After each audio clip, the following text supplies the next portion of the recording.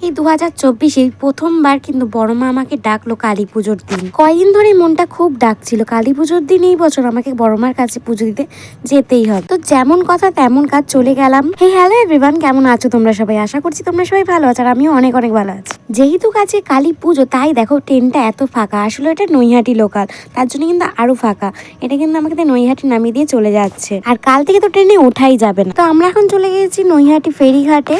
আর দেখো এখান থেকেই কিন্তু স্নান করে সবাই দণ্ডি কাটতে শুরু করে দেয়। আমারও কিন্তু খুব ইচ্ছা, মায়ের কাছে আমি মানত করে এসেছি, আমার সেই ইচ্ছা যদি পূর্ণ হয় আমিও কিন্তু দণ্ডি কাটবো। ছোট্ট 5 বছরের শিশুর থেকে বয়স্ক গুরুজনেরাও দণ্ডি কাটছে, এগুলো দেখে না আরো ভালো লাগে। এত মানুষ তো, এদিক থেকে চলে আসে, ও দিক থেকে চলে আসে, তাই ভিডিওটাই কিন্তু একটু প্রবলেম হয়েছে, তোমরা কিন্তু একটু মানিয়ে নিও। এই দেখো এই গঙ্গার পাড়ের ওইটুকু কিন্তু কার্পেট পাতা নেই, তারপর থেকেই কিন্তু এই সবুজ কালারের কার্পেটটা পেতে দেওয়া হয়েছে, যাতে মানুষের খুব প্রবলেম না হয়। আর দুধার দিয়ে বাস দিয়ে দেওয়া হয়েছে, যারা শুধুমাত্র দণ্ডি কাটবে তারাই কিন্তু এই কার্পেটের ভেতর দিয়ে যেতে পারবে, সাধারণ মানুষ কিন্তু যেতে পারবে না।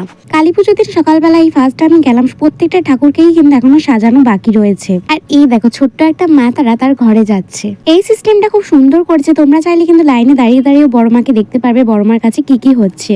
ঠিক এইখানেই কিন্তু আমার ভাত দিয়ে আমার পুজোর ডালাটা নিয়ে একটা কুপন কার্ড দিয়ে দিল আমাকে। তো যাই হোক, এই দেখো আমরা চলে এসেছি বড় মার কাছে, আর বড় মাকে এখন সাজানো হচ্ছে, যেহেতু আজকে পুজো এখনো পুরোপুরি কমপ্লিট হয়নি। শুধু একটাই আফসোস হচ্ছিল, বড়মার মুখটা কিন্তু একটু ভালো করে আমরা দেখতে পারিনি। শুধু বড়মা কেন, কোনো ঠাকুরের মুখটাই কিন্তু আমরা ভালো করে দেখতে পাইনি। প্রত্যেকটা ঠাকুরকেই কিন্তু সাজানো হচ্ছে, শুধুমাত্র এই মেজুমা ছাড়া। তোমাদের সাথে একটা ছোট্ট কথা শেয়ার করি, ফার্স্টবার যখন আমি নৈহাটিতে কালী পুজোয় যাই, আমি কিন্তু মেজুমাকে বড়মা ভেবেছিলাম। তারপরে আমরা ট্রেন ধরে চলে আসি শ্যামনগর, আর এটা হলো আমাদের শ্যামনগরের বড়মা। এনাকেও কিন্তু এখন সাজানো হচ্ছে, এনার মুখটাও ঠিক করে দেখতে পারলাম না। আর এখন বাজে রাত ঠিক 1:05। এখন আমি বসেছি লাইভে অঞ্জলি দেওয়ার জন্য। কি করব বলো, এত ভিড়ের মধ্যে কিন্তু আমাকে কেউই নিয়ে যায়নি। সেই দুপুরবেলা দিয়ে এসেছিলাম পুজোর ডালা, আর আমি ঠিক করেছি অঞ্জলি দেওয়া নিয়ে কথা, এটা আমি আমার মনের থেকে দিয়েছি। সেই লাইভ থেকে কিন্তু কটা ক্লিপ আমি নিয়েছি, সেটাই তোমাদের সাথে আমি শেয়ার করলাম। শুধু দেখো লোকের লোক, লাখ লাখ কোটি কোটি মানুষ গেছে বড়মার অঞ্জলি দিতে। তোমরা যারা যারা আমার ভিডিওটা এতক্ষণ দেখলে, তারা কিন্তু অবশ্যই একবার কমেন্টে জয় বড়মা লিখে যেও।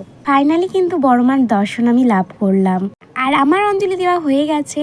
খুব সুন্দর অঞ্জলি হয় ওখানে, এই প্রথমবারই কিন্তু আমি অঞ্জলি দিলাম। আমার লাইফে অঞ্জলি দেওয়ার কথা শুনে তোমাদের অনেকেই হাসি পেতে পারে, আই রিয়েলি ডোন্ট কেয়ার, এটা হচ্ছে আমার ভক্তি। আর এটা হলো পরের দিন সকালবেলা আমরা চলে গেছিলাম প্রসাদ আনতে, কিন্তু সেই প্রসাদ কিন্তু আমরা আর আনতে পারি না, এত ভিড় ছিল। আর অরবিন্দ রোডে মারাপিট লেগে গেছিল, আর প্রচন্ড লাইন ছিল, সেজন্যই কিন্তু আমরা বাড়ি চলে আসি। আর এটা হলো বিসর্জনের দিন ভোরবেলা, আমরা গেছিলাম বড়মার কাছে আবারও। আর আজকে আমরা ট্রেনে না, আজকে আমরা যাচ্ছি বাইকে করে। আর এই দেখো চলেই এসেছি আমরা বড়মার কাছে। সকাল সকাল মনটা খুব ভালো হয়ে গেল, ভোরবেলায় বড়মার দেখা পেলাম। তারপরে আমরা একটু গঙ্গার পাড়ে ঘুরেই চলে যাই আমরা লোহাঘাটে। আর লোহাঘাটের এই প্যান্ডেলটা না অসাধারণ করেছিল, পুরো প্যান্ডেলটাই ছিল পাখি নিয়ে, পাখির খাঁচা নিয়ে, মেনলি বদ্যি পাখি নিয়ে এই প্যান্ডেলটা হয়েছিল।